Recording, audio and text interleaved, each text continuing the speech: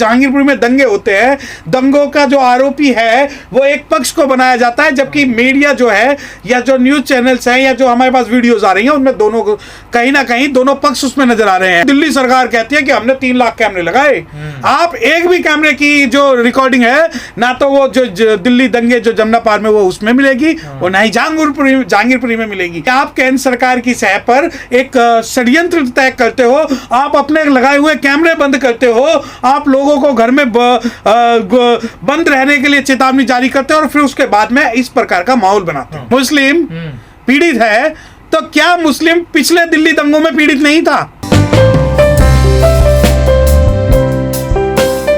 देखिए, जलते घर को देखने वाले फूस का छप्पर आपका है कि जलते घर को देखने वाले फूस का छप्पर आपका है, उसके पीछे तेज हवा थी आगे मुकद्दर आपका है, और तेरे कत्ल पे मैं भी चुप था मेरा नंबर अब आया, और मेरे कत्ल पे तू भी चुप है अगला नंबर आपका है। अगर आप ये सोचते हो कि आज ये शोभा यात्रा निकाल के और इनसे जो हमले हो रहे हैं आज पहली बार हो रहे हैं, तो ऐसा नहीं है। आप बिहार में देखिए, हमारे हजारों लोगों को मार दिया जाता था। हमारे करनी सेना वाले जो थे, जो वहां पर लोग थे, हमारे साथ बथानी टोला हुआ, हमारे साथ फूलपुर बातें हुआ, रणबीर सेना वाले लोग चुन चुन के मारते थे, और ये लोग मारते थे तो जुलूसों में निकलते थे।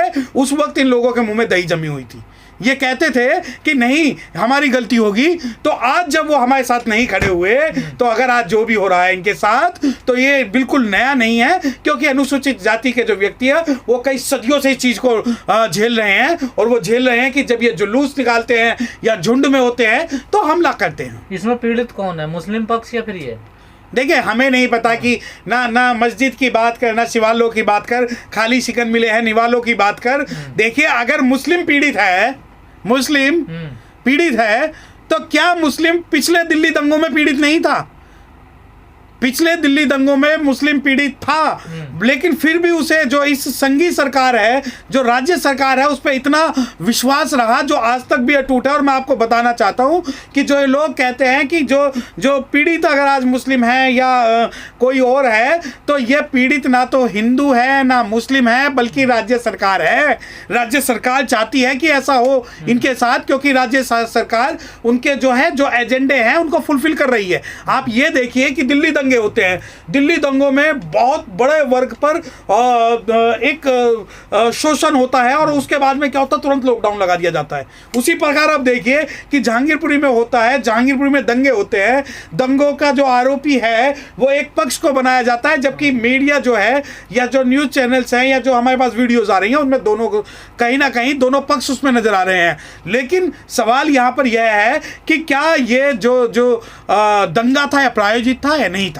आप ये देखिए, दिल्ली सरकार कहती है कि हमने 3 लाख कैमरे लगाए, आप एक भी कैमरे की जो रिकॉर्डिंग है ना तो वो जो दिल्ली दंगे जो जमुना पार में वो उसमें मिलेगी और ना ही जहांगीरपुरी में मिलेगी। तो इसका मतलब ये है कि आप केंद्र सरकार की सह पर एक षड्यंत्र तय करते हो, आप अपने लगाए हुए कैमरे बंद करते हो, आप लोगों को घर में बंद रहने के लिए चेतावनी जारी करते हो और फिर उसके बाद में इस प्रकार का माहौल बनाते हैं। नहीं, मस्जिद की गली में तो डॉक्टर अंबेडकर की भी यात्रा, शोभा यात्रा निकलती है, उस पर कुछ नहीं होता। जब ये लोग निकालते हैं रामनवमी को लेकर या फिर हनुमान जयंती को लेकर, तो इन पर पथराव शुरू हो जाता है। सर, मैंने आपसे ये बात कही कि बाबा साहब को मानने वाले जो भी जो रैली झांकियां और जो भी कुछ करते हैं वो संवैधानिक दायरे में रहकर करते हैं, उनका किसी से द्वेष नहीं है। उनका डीजे तो आप भी बजाते हैं, नारे तो आप भी लगाते हैं। नहीं, लेकिन हमारे तो आप भी देखिए, अगर आप जहाँ डीजे नारे और झंडे की बात होगी तो मैं बताना चाहता हूँ कि नीला झंडा जो है क्रांति का प्रतीक है,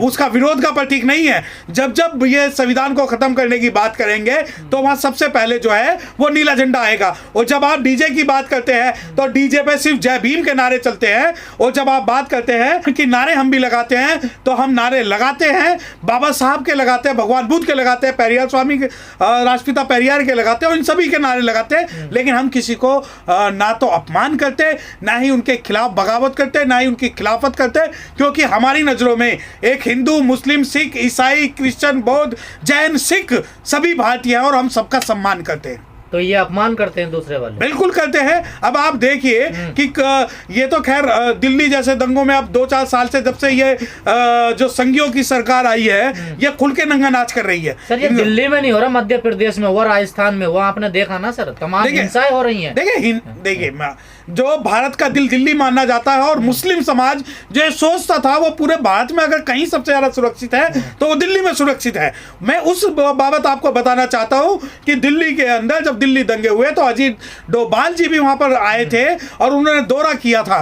उसके बाद जो दुनिया की जो नजरें वो दिल्ली में ज़्यादा रहती है। अगर दिल्ली में पत्ता भी हिलता है, अगर एक मुस्लिम व्यक्ति की हत्या अगर कन्याकुमारी में होती है या कहीं दूर जगह पे होती है तो हो सकता है उसका इम्पैक्ट जो है उसके बारे में जो है पूरा दुनिया ना जान पाए, मगर दिल्ली के अंदर अगर कुछ होता है तो पूरी दुनिया में उस बात की जो है पहुंच होती है और पूरी दुनिया उस चीज को ऑब्जर्व करती है।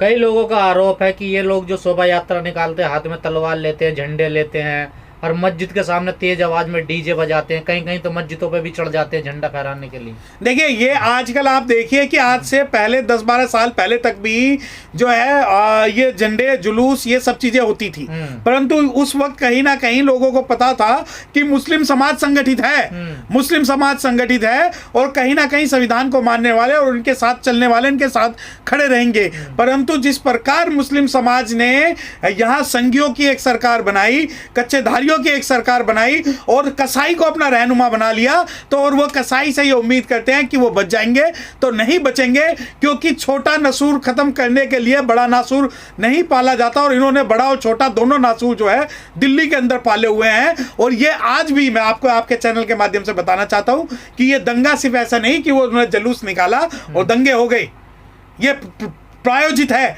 आप ये देखिए कि गैर मुस्लिम दंगे भड़काने का काम करते हैं। मैं आपको बताना चाहता हूं कि यमुना पार में जब दंगे हुए थे तो कई संघियों के नेताओं ने पब्लिकली दिल्ली पुलिस के डीसीपी के साथ मिलके लोगों को उकसाया था मारने के लिए। कपिल मिश्रा। हाँ जी, मुझे नाम नहीं पता कि इन लोगों के, मैं जानता हूं तो बहुजन समाज के नाम जानता हूं। हाँ, उन लोगों ने भड़काया था और उसके बाद भी आज तक कोई FIR कार्रवाई नहीं हुई। और जब जहां तक बात है जहांगीरपुरी के दंगों की, अरे आप देखिए कि अब NSA लगाया जा रहा है, उनके घरों पर बुलडोजर चलाया जा रहा है। तो मैं आपको बता देना चाहता हूं कि अगर दिल्ली के अंदर कानून व्यवस्था खत्म हो चुकी है तो आप ये मानिए कि भारत के अंदर गृह युद्ध की शुरुआत हो चुकी है और अप्रत्यक्ष आपातकाल लग चुका है। और इस अप्रत्यक्ष आपातकाल में जो भी बोलेगा वो जेल जाएगा। परंतु मैं आपको बताना चाहता हूं कि ये बहुजन समाज के सिपाही, ये बहुजन समाज के सिपाही हर वक्त कंधे से कंधा मिलाकर माइनॉरिटीज के साथ खड़े हैं, OBC के साथ खड़े हैं। और जहां भी संविधान का शोषण, जहां भी संविधान की खिलाफत होगी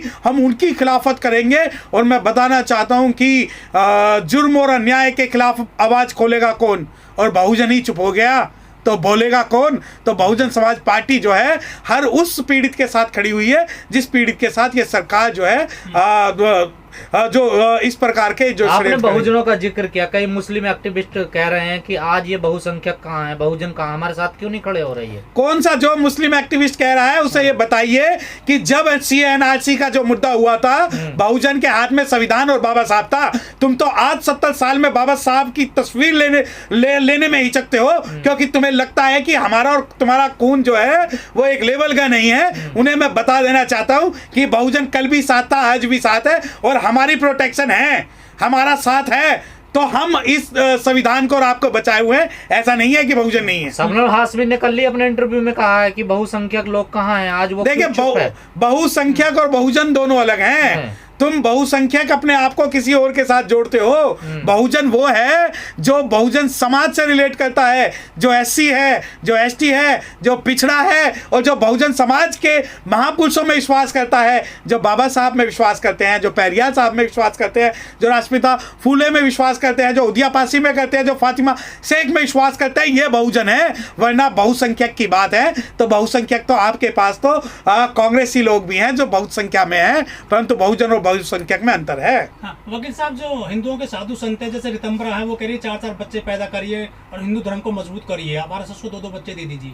देखिए अगर आप सवाल मुझसे पूछ रहे हैं तो हम हिंदू व्यवस्था का पार्ट नहीं है। और रही बात दो बच्चे RSS को और 2 बच्चे संघ को देने के लिए, तो साध्वी रितंबरा जो जिसका आपने नाम लिया है उन्हें चाहिए कि पहले वो 6 बच्चे पैदा करें, 2 अपने लिए रखें, 2 संघ को दें और 2 देश सेवा में लगाएं। और जितने भी साधु सन्यासी हैं पहले वो 6-6 बच्चे पैदा करके एक एग्जाम्पल सेट करें, उसके बाद ही दुनिया उन्हें फॉलो करेगी। वो तो साधु नहीं, उनके कोई शादी नहीं, वो कैसे बच्चे पैदा कर सकते हैं? क्यों? ये आप दूसरों के ऊपर लागू कर सकते हैं। जब एक उंगली हम दूसरे की तरफ उठाते हैं तो 3 उंगलियां अपनी तरफ भी होती हैं। और रही बात, चलो साध्वी नहीं कर सकती तो आपके आरएसएस बीजेपी के वीएचपी के नेता तो हैं जिनके घर बसे हुए हैं, जिन्होंने अपने एक एक दो दो बच्चे जो हैं वो विदेश भेजे हुए हैं। पहले उन बच्चों को विदेश से बुलवाइए, उन बच्चों को स्कूलों से बुलवाइए, उन बच्चों को देश सेवा में लगाइए, उसके बाद जो है देश से आप जो है विनती करिए। वो संगठित होकर शोभा यात्रा तो निकालते हैं, मगर किसी का ना तो अपमान करते हैं और ना ही किसी पे हमला करते हैं, और ना ही उनके मन में किसी भी हीन भावना है कि जाति पाति को लेके, धर्म को लेके, शिक्षा को लेके, जेंडर को लेके, भाषा को लेके, क्षेत्र को लेके, तो उन्हें हीन भावना नहीं है। और ये तो बाबा साहब को मानने वाले वो लोग हैं जो मानवता की बात करते हैं, जो बुद्ध की बात करते हैं, जो राष्ट्र की बात करते हैं, जो भारत की बात करते हैं, जो एकता की बात करते हैं और संविधान की बात करते हैं। तो संविधान को मानने वाला संविधान के अनुसार ही चलेगा, गैर संवैधानिक रूप में नहीं चलेगा।